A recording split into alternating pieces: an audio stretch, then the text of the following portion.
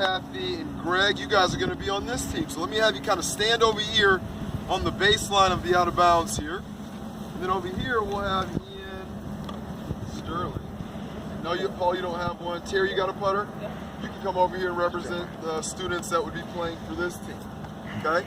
So as you guys saw on the front on your sheet there, this is called Capture the Flag.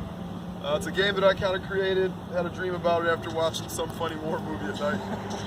But it's a great game for a lot of different reasons, and we'll kind of see that here. The way the game is played, just like that war game, Capture the Flag, the idea is that your soldiers or your golf balls are playing to try to hit their cylinder before their golf balls hit your cylinder, okay? So it's an alternate shot format where one person plays, the next person plays, next person on this team plays, next person plays. Strategies involved.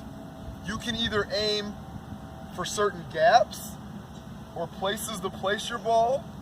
You can aim at another team's golf ball to tag it. If you hit that ball, it's out of the game. But a lot of times, there'll be a little dialogue to start off with in the first game, but after that, students understand what's going on, and they pick up pretty quickly here. So let's just play a game here. And I'll have Ian, you may go first. So in that first slot, he may aim at a ball, he may aim at a gap, but his whole intent is to try to hit that cylinder before the other team does. Boom, great job. So that ball is now removed. This brings in a good point to this game. You see where his ball is? You see there's a little gap right there? That's something that their team may think about on their next shot. Okay, you guys may go. So you may go in any golf ball in any direction at any time. Take him out. So, yep, you got to think about taking him out. Oh! And he missed. It's a scramble today, right? Yeah, exactly. Right. Good putt. So now you guys may go. So as you guys can see, this brings in a lot of different things. The outside border is out of bounds.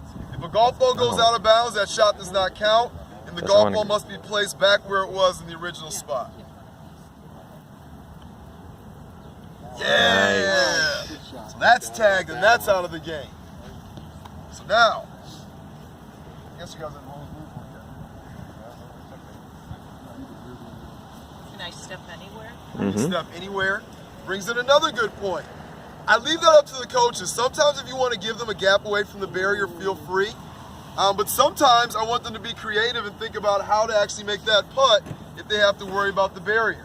So this game is made for a lot of variation. You guys can kind of own it once you play it a couple of times and come up with your own ideas.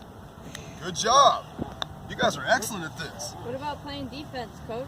There you go, which you can. You'll hear kids talk about playing defense or playing offense. He's out. Oh, out of bounds. So that shot doesn't count, okay? Now, Coach Taylor and I have been playing with some things. So Ian just hit that ball out of bounds, so I would place it back, okay? Sometimes with that element, if we have younger kids or kids that are too aggressive, we'll say if you putt outside the border, that ball is out of the game. Or maybe you lose a turn. But we put value on that out of bounds in whatever group we're working with, just so that they're thinking about their distance control. So I think this is great for processing strategy, working as a team. You'll see a lot of people that will help with alignment. Sometimes a kid might say, I'm aiming at that ball, but his body will be turned. You'll hear his teammates say, you're not aimed in the right spot, right? So all those conversations are conversations that we want to have. And once again, after you play it once and help them after the first game, they tend to take over and they know the rules. And then they're not really stopping play much. But like I said, I've seen a quiet kid speak up for his team. I've seen someone who maybe is more of an alpha personality take a background because someone else had a better idea. So all those strategy things, bailout areas, we don't want to be left, we want to be right. Those types of thoughts, they all come into play here, okay? So I didn't think you wanted to get through a whole game, did you? No. Nope, but that gives you an idea. One other thought with this, two other thoughts real quick. How do you win? You win by hitting the other team's cylinder or removing all of the other team's golf balls or soldiers, okay? Hit the cylinder one time? That's it. You hit it and you win. You hit your own cylinder, it's no penalty. Okay. Now, I play this with 2. I also make a big square and sometimes play it with 4 flags because now you bring in another element of maybe we should team up with this team to attack those guys, or so it brings in more of those strategy thoughts. The other thought with this too is sometimes I let them move their barriers. After a game or two, I say, okay, you can move your barriers wherever you want. They have to be a foot away from your cylinder, and none of your barriers can touch. Once again, it brings in their own creativity and how they want to protect it. They can't protect it completely that way, but they can use their own thought process to do that, okay? So it's a great game for our kids. I played this game. I've done a whole class doing this, just this game. A PGA Junior League, we could have done it for an hour and a half, even in that instance. So if you had 14 or 16 kids in the class, how would you structure that around this game? with 14 kids, and I've actually done it with as many as 25 in a open enrollment class at Indian Trails. What I did in that instance, Ian, is I made the 4 flags. And once again, I use this barrier.